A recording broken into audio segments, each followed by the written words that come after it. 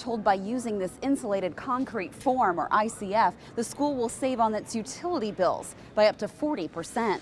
To see exactly how Project Lifesaver works, we've hidden this transmitter somewhere in the yard, and Tom's going to use the receiver to track it down.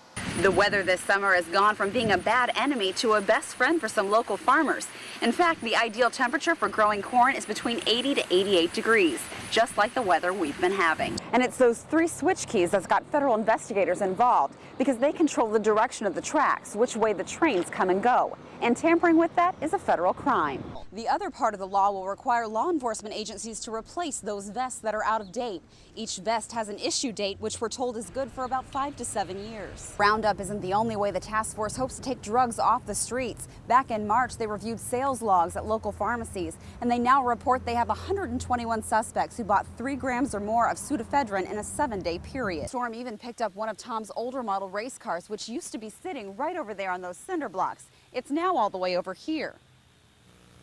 The debris could be no larger than 4 feet in length and 6 inches in diameter.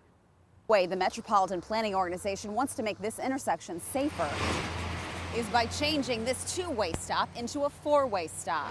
Hopefully that way they can prevent accidents from happening at this intersection. And David, we've learned it's personality differences that have caused a rift between the crew of volunteers aboard the LST-325 and the ship's captain, Bob Jornlin. Everything seemed to come to a boiling point a couple weeks ago, and that's why the crew of volunteers say they decided to walk out. So board members called a special meeting.